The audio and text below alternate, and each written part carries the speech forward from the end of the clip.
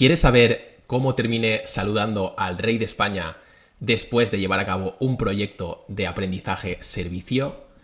Muy buenas, esto es En Movimiento Aprendo, el canal donde llevamos la educación física al siguiente nivel.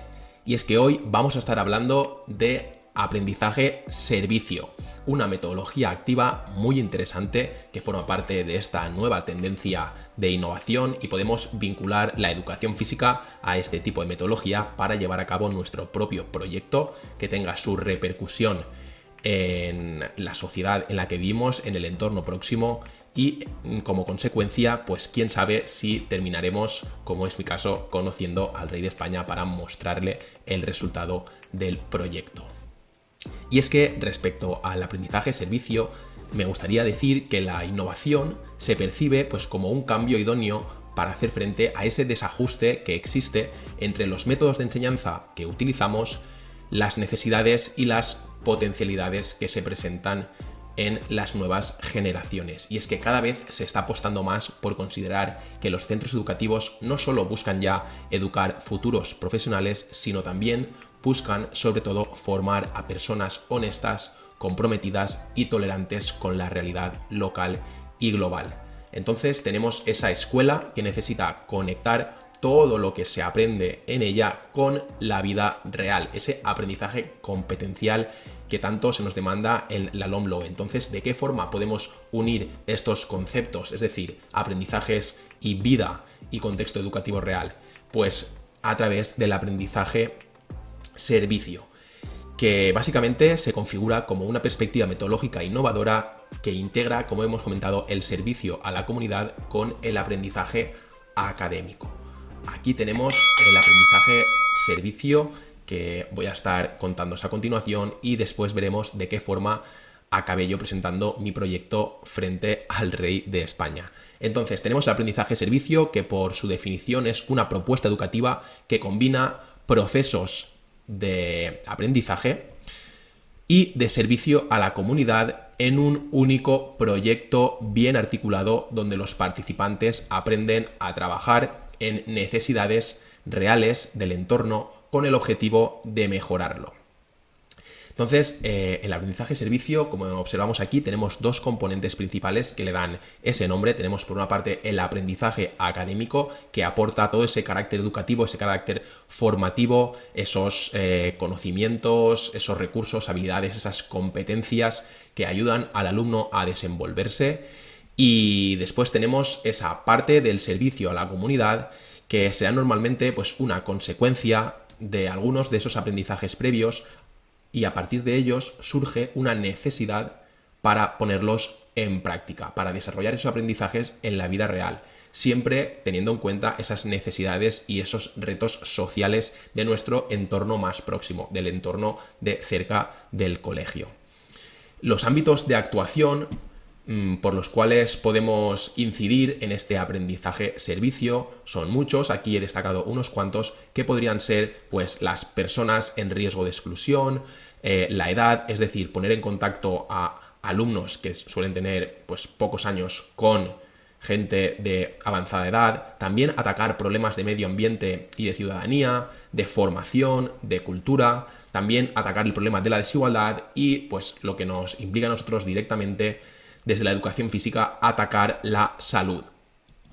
Algunos ejemplos de proyectos de aprendizaje-servicio que podemos llevar a cabo desde el área de educación física referente a estos ámbitos de actuación, se me ocurre, por ejemplo, personas en exclusión. Hacemos referencia pues, a inmigrantes, personas con adicciones, con diversidad funcional o víctimas de violencia, etcétera. Pues a estos colectivos podemos ofrecerles la oportunidad de conocer diferentes actividades lúdicas, o diferentes juegos, diferentes ejercicios o diferentes deportes para favorecer, pues gracias a esa comunicación entre el centro escolar y estos grupos de personas, esa inclusión social a través del movimiento. Después, respecto a la edad, nos referimos, como hemos dicho, a esa diferencia que existe entre los niños y gente de edad avanzada, sus abuelos, sus tíos o gente adulta, con la cual los niños pueden compartir cuáles son los juegos que practican hoy en día y la gente mayor puede contarles cuáles son, incluso practicarlos, cuáles son los juegos a los que jugaban ellos de pequeños. Si hacemos referencia al medio ambiente y la ciudadanía, podemos asistir con los niños pues, a un parque, a un río, a la montaña, a alguna zona verde que tengamos cercana y realizar allí diferentes juegos y actividades y explicar a la gente de qué forma debemos de cuidar el medio ambiente.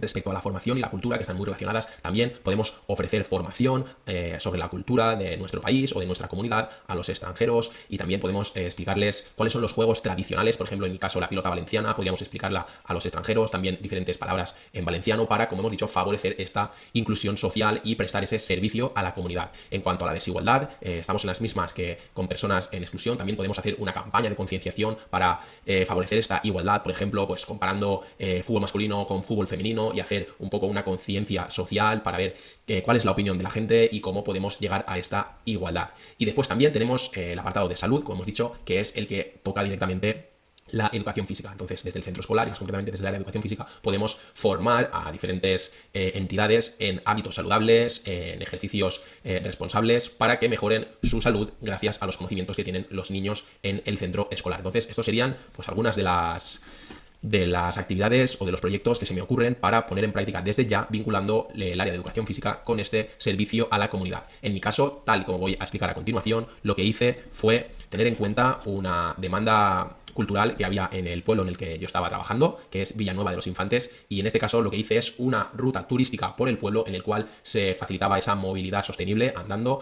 y en la cual se visitaban los diferentes puntos de interés del pueblo.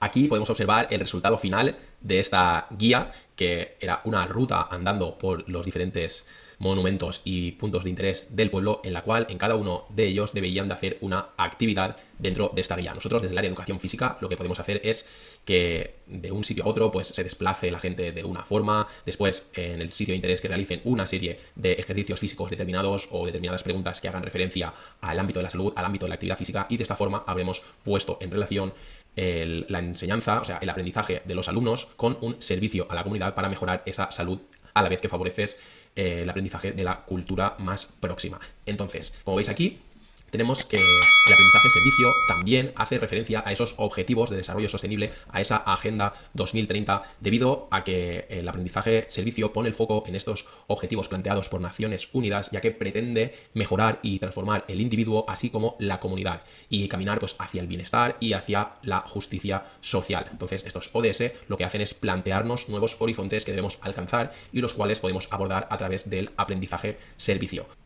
A continuación vamos a ver cuáles son las etapas por las cuales debemos de pasar para elaborar y desarrollar nuestro proyecto de aprendizaje-servicio. Y es que tenemos una primera fase de preparación, una fase de realización, es decir, de puesta en práctica, y finalmente una fase de evaluación. Entonces, el primer punto de todos es esbozo de la idea.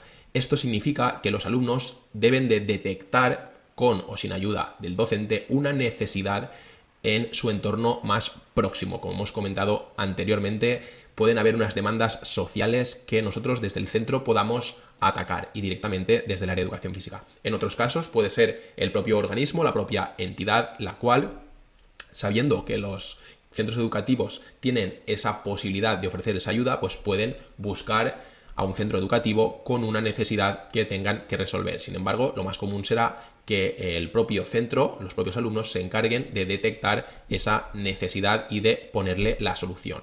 Después, el segundo punto se llama alianzas con el entorno.